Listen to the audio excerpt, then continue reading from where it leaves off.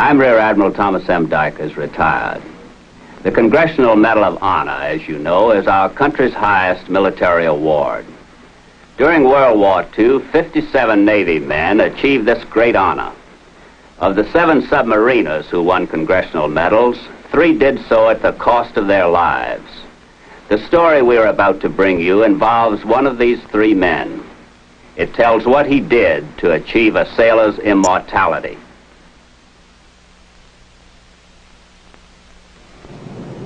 Brisbane, Australia. On December 31st, 1942, the USS Growler had completed refit after her 3rd patrol and reported readiness for sea.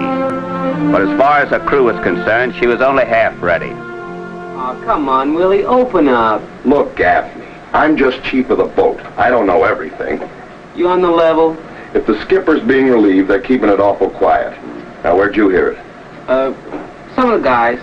Well, when you hear any facts, let me know.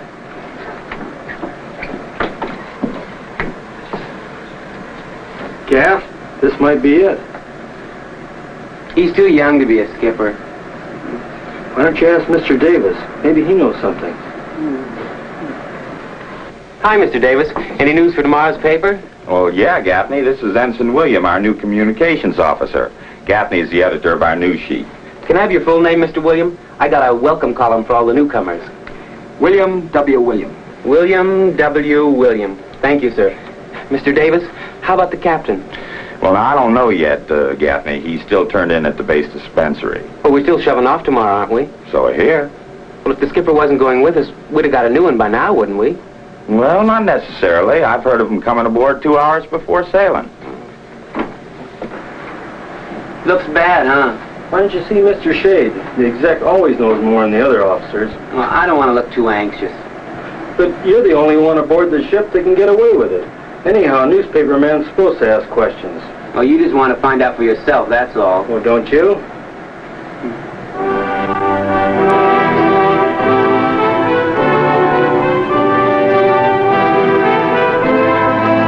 Commander Howard W. Gilmore of New Orleans, Louisiana, had been skipper of the Growler since her commissioning.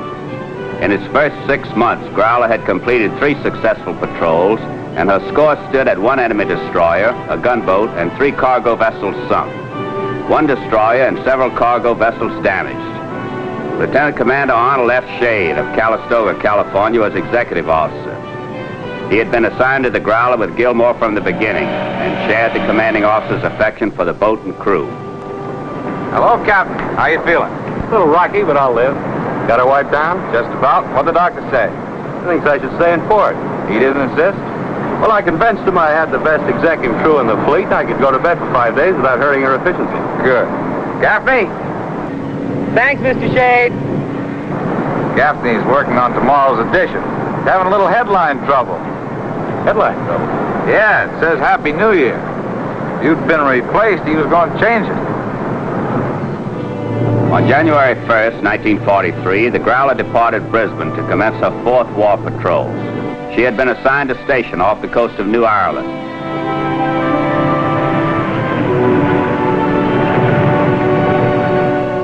Her patrol would cover enemy shipping lanes in the Rabaul, the heart of the Japanese buildup against New Guinea and Australia. But it would be 9 days before the Growler reached her patrol area, and except for daily drills and training, the crew had little to do but relax. Walk down the middle like this, kid's got a right to be anxious. Oh, evening, Captain. Glad to see you out of bed, sir. Thanks, William. Feeling a little bit more like myself. Yes, sir, you're looking better. Oh, my cribbage hasn't improved any. Thought I'd have a cup of coffee before I go and wash, sir. Help yourself. Thank you. You play cribbage, William? No, Mr. Shade. Just a little bridge. Pretty hard for 4 of us to sit down together, William. I suggest you learn a 2-man game. Yes, sir, I'll do that.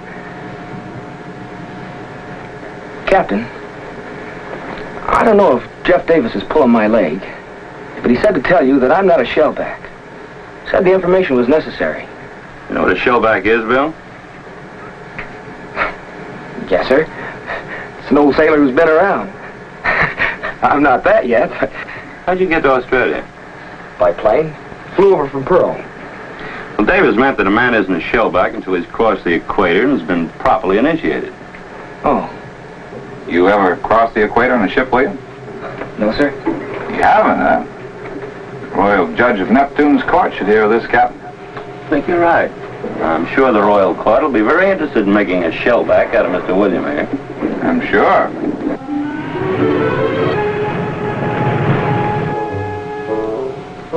The Royal Judge of the Court of King Neptune will now make his pronouncement in the case of the lowly pollywog, William W. William. Having been accused of 1. Making many unnecessary speed changes while officer of the deck, and 2. Diving frequently to escape aircraft which turned out to be nothing more than His Majesty's bosun birds, thereby disturbing the rest and relaxation of many of his shipmates, said shipmates being trusty shellbacks and loyal subjects of King Neptune. This lowly pollywog, William W. William, is hereby sentenced to be rubbed down with graphite grease from main truck to keel, and to have his hair anointed with eau decompressor oil.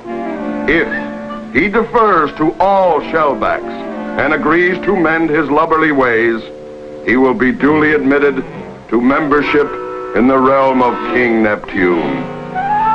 Signed, Davy Jones.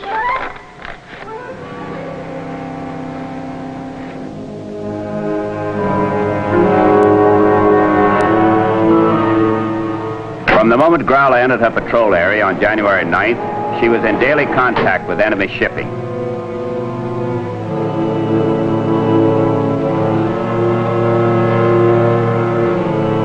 But time and again, she was frustrated by last-minute course changes and intruding patrol vessels. Anti-submarine vessels were out in force. The Growler's presence was known, and the enemy was taking every precaution.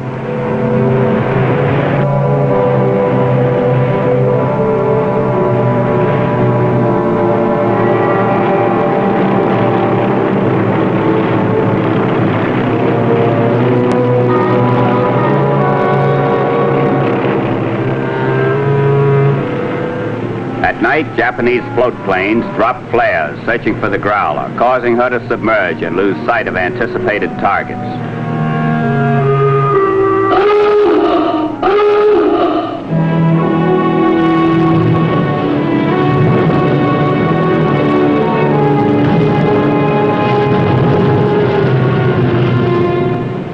The frustration continued until the morning of January 16th.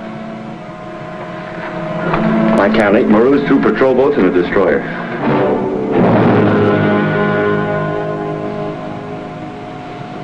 Uh-huh. Turkey's on the table. Battle stations! Battle station! It looked like a feast for the Growler. The convoy gave no sign of having discovered her presence. Once inside the enemy screen, she was in good firing position at a 2,000-yard range.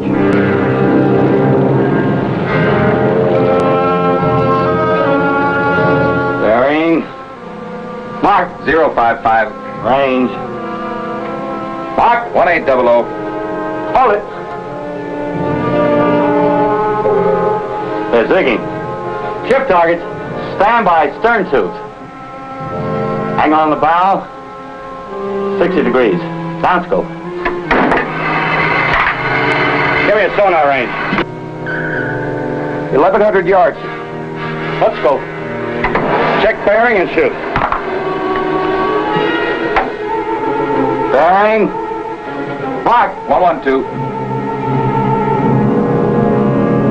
Shoot. Fire 7.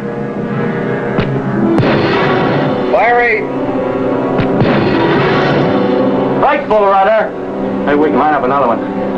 Gyro angle unfavorable in all previous targets, Captain.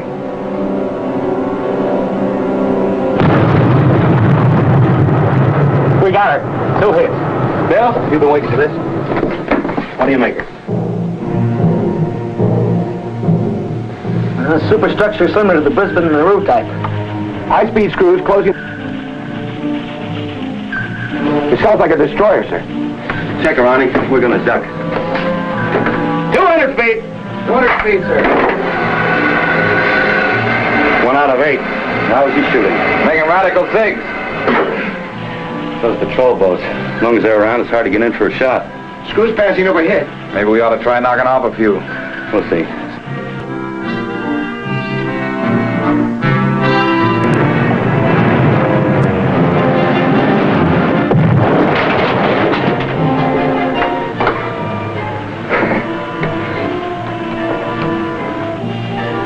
One propeller. That's all, sir. No pings.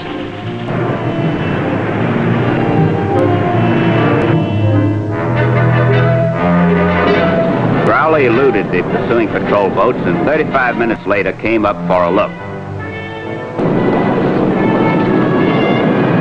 Enemy planes had joined the search. Downscope. 150 feet. 150 feet.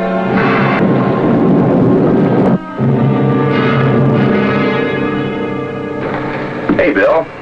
Oh, hi, Jeff. Writing a letter? No, Gaffney asked me to write an eyewitness report of the sinking this morning. Oh. Boy, I just came off watch. They got planes out again tonight, dropping flares all over. Real out to get us, huh? Oh, yeah. You should have heard the sonar pinging from 3 directions. Busier than flies in the village dump.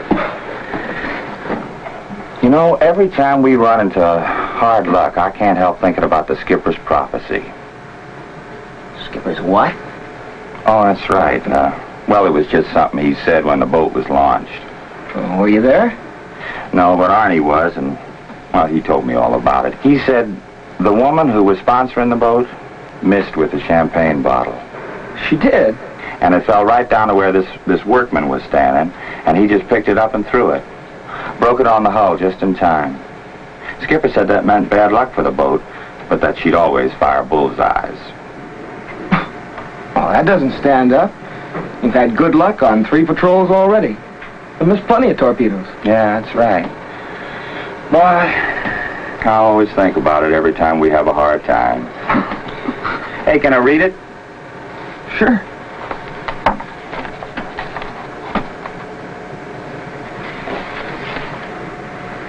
Like it? Swift and true, the grim messenger of death sped to its mark to burst with a shattering roar deep in the bowels of the enemy vessel. When last seen, the stricken ship was a holocaust of flame. English was my best subject. Hey, look, Bill, do yourself a favor. Yeah? This is fine. I mean, it's great for an English composition, but not for the guys on this boat. Oh, a little too purple, huh? Too green to be more like it. Well, I can take a hint. The Growler's luck continued bad. Contact after contact was lost because of gunfire and depth charge attacks. The news sheet referred to the submarine as the target ship Growler. But she was an elusive target, and Commander Gilmore was determined to make her torpedoes count, despite the opposition. What do you get, Arnie? Bearing 085 true. We're 1,500 yards to the track. I can't see a thing up here. We're going to have to make a radar attack. You're going to have to be careful. Sound and radar haven't been consistent. Very well. Come to course 085, all ahead standard. Coming to course 085, all ahead standard. You're heading at him to reduce our silhouette, sir? That's right, Bill. Ship on the starboard beam. Ship on the port bow. Got us in the crossfire. Clear the bridge! Dive! Dive!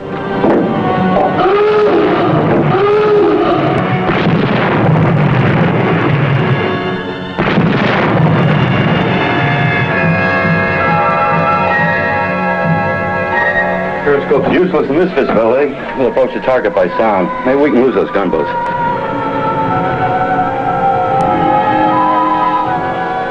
High-speed screws closing both valves, Captain. You get down too deep, we'll never catch you. 200 feet! 200 feet.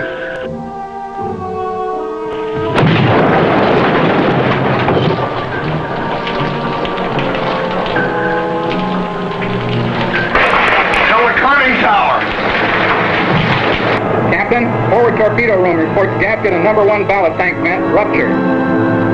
Take charge, Elby, in the torpedo room. Yes, sir.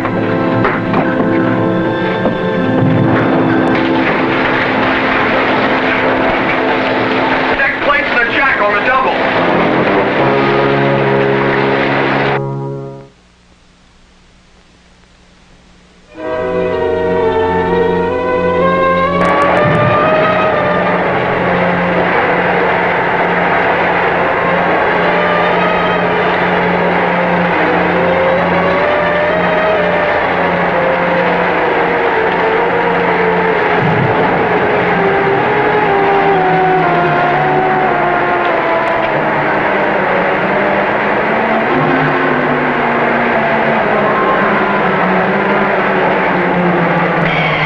That's the best we can do, Captain. Nice work, Willie. As soon as we surface, I can put a new packing in there. Patrol boats are still looking. We won't be able to go up until after dark. If we keep the drain pump working, we can stay even. It's the noise, they can hear it. You better secure that pump. When the water gets too high, put it back on the line. Aye, sir. Secure the drain pump. How's it going, Captain? Okay, I think. You plan on keeping this down angle, sir? Yeah, for a while, why? Cookie wants an even keel. Says those cakes he's baking are 4 inches high forward, half an inch at the after end. Tell him I'll have a piece of the after end. After dark, the Growler surfaced and replaced the damaged gasket. Test dives showed the boat shipshape. Midnight, January 7th.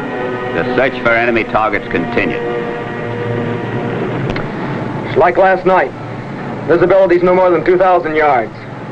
They can't see us, we can't see them. Looks like every gunboat in the Japanese Navy's covering these parts. Well, the word is they're trying to evacuate their troops from Guadalcanal. That's why the pressure. I've gotten this at the right time. You know, you're getting the equivalent experience of 2 ordinary patrols. One thing I'm glad about, holding a skipper like Gilmore. Talk about being nervous in the service those first few days. That's right. He made a shellback out of you, didn't he? Bridge, radar contact off starboard bow. 3,500 yards passing opposite course. Very well. Captain, to the bridge. Contact on starboard bow. See anything? Nothing, Mr. Davis.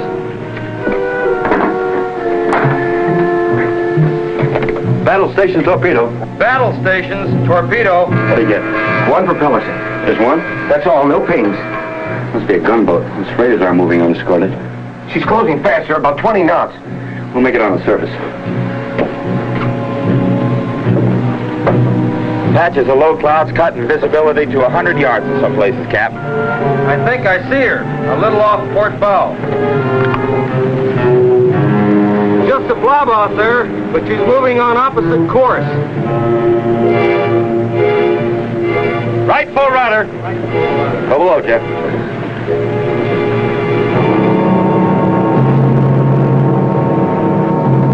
We have firing solution, Captain. Range now 500 yards. Shoot as soon as you're ready.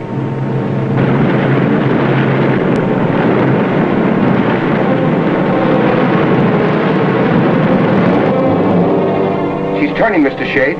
Closing fast. Captain, we're too close to use torpedoes.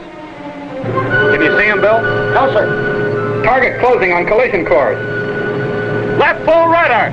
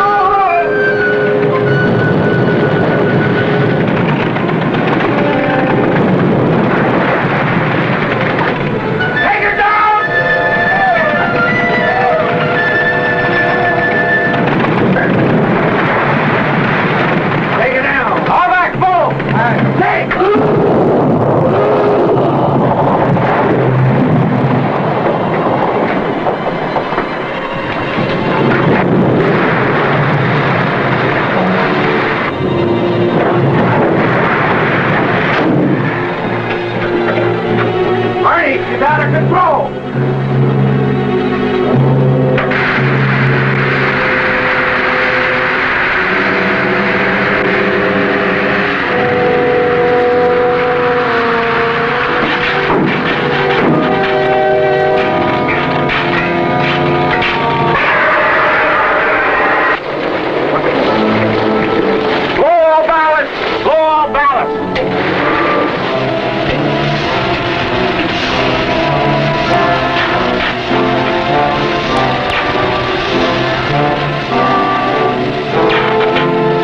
Okay, Arnie, I can hold her now. Secure the air. Battle stations, gun action. Battle stations, gun action. What are you going to do, sir? We might have to shoot it out when we get back up. That boat's making some funny sounds, Mr. Shea. Yeah, she's sinking. Take her up, Jeff, all the way.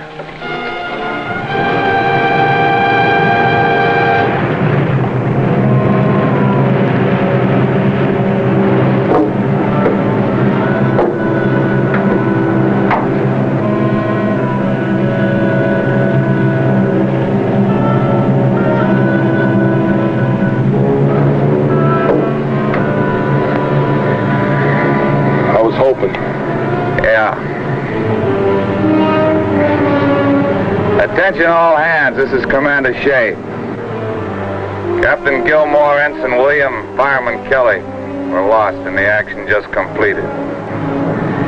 I can't presume to say what's in all our hearts.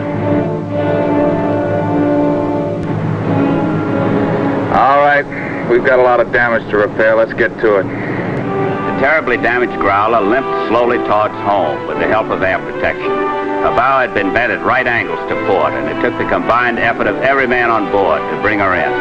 To Commander Howard W. Gilmore went the first Congressional Medal of Honor awarded a submariner for distinguished gallantry and valor above and beyond the call of duty.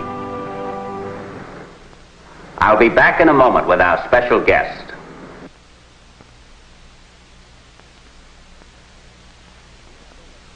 We have with us Captain Arnold F. Shade, the executive officer who succeeded to command of the Growler during her 4th patrol. Arnie, when I look at the pictures of the Growler's condition after her collision with that Japanese gunboat, I'm amazed that you and your crew were able to bring her to port. Well, it not only looked bad, Tommy, it was. As you can see, the bow was bent almost 90 degrees to port. We had to carry lots of rudder all the way to prevent her from running in circles. It took 3 months to put a new bow on and to make that boat ready for service again, didn't it? That's right. But no matter what our achievement in bringing the Growler home, it pales to insignificance compared with Commander Gilmore's in saving all of us. You're referring to the ramming of the gunboat? Yes, the captain's quick action in calling for a sudden turn put the enemy in front of us and saved us from being rammed by him. It is a tradition that the captain leaves the bridge last, no matter what the danger. In the posthumous citation accompanying Commander Gilmore's Medal of Honor are these words. In the terrific fire of the gunboat's heavy machine guns, Commander Gilmore, refusing safety for himself, remained on deck while his men preceded him below. Arnie, our deep thanks for your assistance in helping us to tell this story. It's been my pleasure, Tommy. This picture is another memorial to those who gave their lives that day on the Growler. Ironically enough, Gilmore's prophecy, spoken at the launching of the Growler, proved true. On November the 8th, 1944, while on patrol in the South China Sea, the Growler was lost with all hands. We hope you will be with us again when we will bring you another true story from the history of the silent service.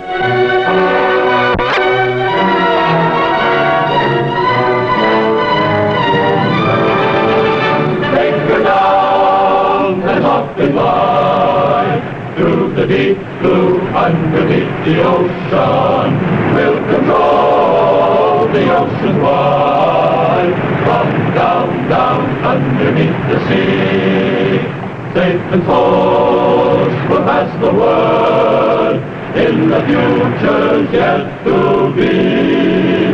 That will say, as long as there's a submariner underneath the sea. So rig for dive and take the gun. Down, down, go down. Down, down, underneath the ocean, fearless men will find me down. In the deep blue, underneath the sea.